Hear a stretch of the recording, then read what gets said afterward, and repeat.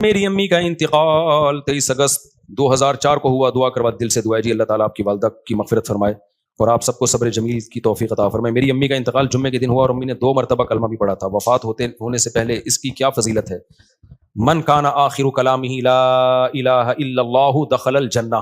نبی صلی اللہ علیہ وسلم نے فرمایا جس کا آخری کلام لا الہ الا اللہ تھا وہ جنت میں داخل ہوگا. لیکن بہرحال علماء نے اس حدیث کی تشریح میں لکھا ہے کہ اس سے وہ مراد ہے جو کبیرہ گناہوں سے بچتا ہو. تو اس طرح کی حدیثوں کا یہ مطلب ہوتا ہے. لیکن بہرحال حدیث کے ظاہری الفاظ یہی ہیں, اللہ کی رحمت سے امید لگائی جا سکتی ہے کہ شاید اللہ تعالیٰ, کیونکہ یہ بھی توفیق بھی ملنا بڑی بات ہے. موت کے وقت جو ہے نا اچھی حالت میں موت ہونا یہ اللہ کی بہت بڑی نعمت ہے. اس سے پناہ مانگا کرو کہ فلم دیکھتے ہوئے یا کوئی الٹا کام کرتے ہوئے موت آ جائے, اس سے پناہ مانگا کرو اللہ تعالیٰ. الٹے کام پہ آپ لوگ بہت ہنس رہے ہو, تو جو ہے پناہ مانگا کرو اللہ تعالیٰ کی. تو کوئی اچھے کام پہ نماز پڑھتے ہوئے روزہ رکھتے ہوئے اما کے پاؤں دباتے ہوئے موت آئے نا ابا اما کے, تو یہ اچھی موت ہے. مفتی صاحب یہ ہو گیا میرے بھائی وفات. اچھا میں اپنی والدہ سے بہت اٹیچ تھا. میری امی کینسر کی مریضہ تھی, میں ان کی تمام دیکھ بھال کرتا تھا, کوئی نہیں تھا. مجھے ان کے آخری لمحات یاد آ رہے ہیں. تو یہ والدین کا ٹاپک ایسا ہے نا کہ یہ میرے سامنے چھڑا ہی نہیں کرو, سمجھ رہے ہو. تو دیکھو یہ اب موت تو ہو گئی, لیکن آپ کے لیے بھی اچھی موت ہے کہ آپ نے والدہ کی خدمت کی آخری عمر میں. تو جب والدہ کی خدمت کی تو مرنا تو تھا ہی نا, تو کتنی اچھی موت ہو گئی کہ آپ کو خدمت کی توفیق مل گئی. خدا نہ خواستہ کوئی جھگڑا ہو جاتا, کوئی اونچ نیچ ہو جاتی, وہ ناراض چلی جاتی ہیں, آپ ساری زندگی ایک غم رہتا. تو جو کام ہو جائے نا اس پہ پھر نہیں غم کرنا چاہیے. اس میں شریعت نے کہا ہے کہ جو ہوا بہتر ہوا, تو بچانے کی پوری کوشش کرنی چاہیے. لیکن موت ہو گئی تو اب اس پہ صبر کرو, بولے یار چلو خدمت کا موقع تو مل گیا نا. اسلام میں غم منانا, سوچ کے غمگین ہونا, اس کی کوئی فضیلت نہیں ہے. اسلام میں یہ کہ خوش رہنا سیکھو. ہاں اللہ کی طرف سے کوئی غم آ رہا ہے تو ایک الگ بات ہے. تو اسلام آپ کو غم زدہ دیکھنا پسند نہیں کرتا, اسلام آپ کو خوش رہنا. اسلام کہتا ہے بس ایک غم ہونا چاہیے, وہ کیا ہے؟ آخرت کا. اس کی شریعت میں فضیلت ہے. باقی اپنی زندگی وہ غم لیس بناؤ. آج ایک بندہ آیا, جیسے بعض خواتین آتی ہیں نا شوہر بہت ٹینشن دے رہا ہوتا ہے, میں ان کو کہتا ہوں شوہر لیس ہو جاؤ فوراً, ٹینشن لینے کا نہیں. میں نے کہا شادی سکون کے لیے کی تھی نا, جب سکون ہی نہیں مل رہا تو میاں لیس, اس کو طلاق مانگو, اس سے کوئی بھی طریقہ اختیار کرو جان چھڑانے کا. تو کیونکہ بھائی اپنے سکون کے لیے کی ہے نا, ٹینشنوں کے لیے تھوڑی. ہاں تھوڑی بہت ٹینشن تو ہر گھر میں ہوتی ہے. اسی طرح ایک بندہ آیا, وہی چماٹ والا نا, ایک چماٹ لگایا تو بیوی نے 4 چماٹ لگا دیے. تو اور پتہ نہیں کیا کیا ہو رہا ہے. آپ لوگ کبھی میرے ساتھ خوشبو لگا کے آؤ, کبھی بیٹھو. اب ظاہر لوگوں کے راز فاش ہوتے ہیں, اس لیے میں یہ باتیں کرتا نہیں, اور میرا مقصد کسی کا مذاق اڑانا نہیں ہوتا. سب کے ساتھ ایسا ہو سکتا ہے, لیکن میں صرف بتا رہا ہوں کہ سوسائٹی مارکیٹ میں واٹس گوئنگ آن, مارکیٹ میں ہو کیا رہا ہے. تو ایسے موقع پہ پھر میں لوگوں کو ڈیورس کا مشورہ دے رہا ہوتا ہوں کہ بھائی جب اتنی نوبت ہے تو فارغ کرو میرے بھائی.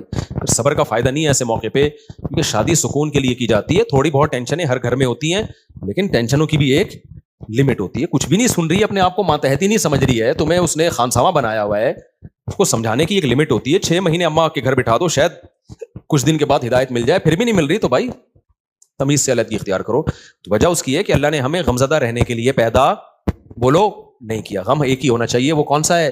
آخرت. تو خوش رہنا چاہیے انسان کو. اللہ کو خوش لوگ کیا ہے؟ پسند ہے. نبی حضرت ابو ہریرہ نے فرمایا کہ نبی صلی اللہ علیہ وسلم نے جب بھی مجھے دیکھا ہے, زندگی میں کبھی ایسا نہیں ہو کہ آپ نے مجھے دیکھا اور مسکرائے نہ ہو. حالانکہ نبی کا غم سب سے بڑا غم تھا نا, امت کی فکر تھی, لیکن اپنے ساتھیوں کے ساتھ ایٹیٹیوڈ کیا تھا آپ کا؟ جب بھی دیکھتے مسکراتے. اور ہم لوگ کیا ہیں, جب بھی دیکھو ایسا لگتا ہے کوئی نیا ٹینشن چل رہی ہے اس کے ساتھ, نئی ٹینشن چل رہی. خوش رہنا سیکھنا چاہیے, سمجھ رہے ہو, مسکراتے چہرے سے ملا کرو, ٹینشن فری. امریکہ میں $10 کی ایک چھولے کی پلیٹ ملتی ہے صبح ناشتے میں نا, پراٹھے کے ساتھ, جو لوکل ہوٹل, جو پاکستانی کے ہوٹل. $10 کا مطلب پتہ ہے کہ 2750. مہنگائی وہاں ہے میرے بھائی, یہاں نہیں ہے. یہاں تو چھولے کی پلیٹ فری میں آ رہی ہوتی ہے, پراٹھا خریدو بعض دفعہ ویسی فری میں ڈال کے دے دیتا ہے. آپ ڈالر پہ ترس رہے ہو, تو وہاں خرچہ بھی تو ڈالر میں ہی ہو رہا ہے, سمجھ رہے ہو. تو اس لیے پاکستانی کرنسی میں اگر کما رہے ہو تو کھا بھی کس میں رہے ہو, اس میں. وہاں جاؤ گے تو ڈالر میں کماؤ گے تو کھاؤ گی بھی کس میں. میں جاپان میں جو فاسٹ ٹرین میں بیٹھا ہوں نا, میں یہ آپ کرو انجوائے, اس کا ٹکٹ پتا ہے کتنے کا تھا؟ جب مجھے پتا چلا میرے ہوش اڑ گئے. میں نے کہا ٹانگا گدھا ٹرکشا صحیح ہے میرے بھائی, یہ بس دکھانے کے ہیں. لوگوں کی جائیدادیں بک جاتی ہیں ان ٹرینوں میں, بہت لگژری لوگوں کا کام ہے وہ, بس وہ ڈرائیور ہی بیٹھے اس میں. تو بہت مہنگائی ہے, تو آپ بہت مزے میں ہو. اور وہاں ٹیکس اتنا ہے, آپ کی اگر 40 لاکھ تنخواہ ہے نا, 1 کروڑ آپ کی اگر تنخواہ, ایک مثال دے رہا ہوں تاکہ کیلکولیشن آسان ہو, تو 43 لاکھ روپے ٹیکس میں دینے ہیں آپ نے. یہاں اتنا ٹیکس تھوڑی ہے. پھر لوگ اس پہ خوش ہوتے ہیں, ہم ٹیکس دے رہے ہیں لیکن علاج ہمارا فری میں ہے, بچوں کی تعلیم ہماری فری میں. فری میں کہاں ہے؟ 43% تنخواہ کاٹ لی تم سے انہوں نے.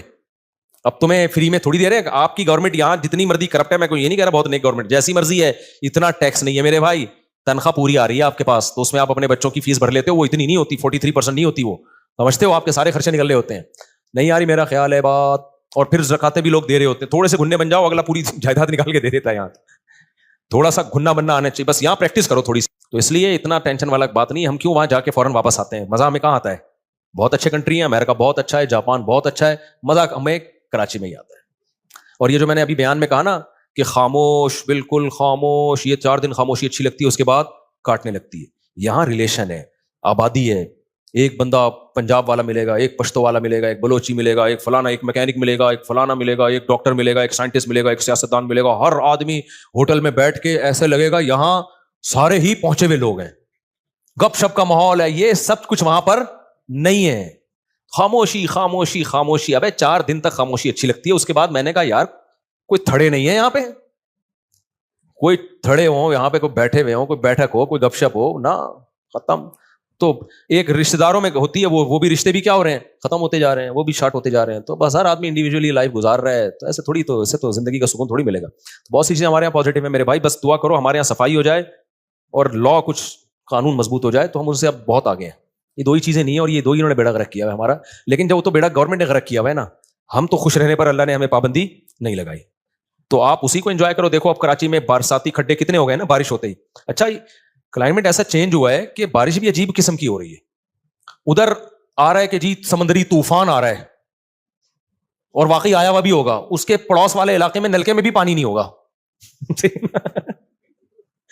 وہ کہہ رہے ہم تو سمجھ رہے تھے پورا طوفان آ رہا ہے, پانی پانی ہو رہی ہے, نلکے میں بھی پانی نہیں ہے. عجیب کراچی کا وہ, یعنی بارش ایسے ہو رہی ہے, انڈا موڑ پہ ہو رہی ہے, کلندری چوک پہ نہیں ہو رہی. عجیب ہی سیٹ اپ چل رہا ہے. تو انجوائے کرو اس کو.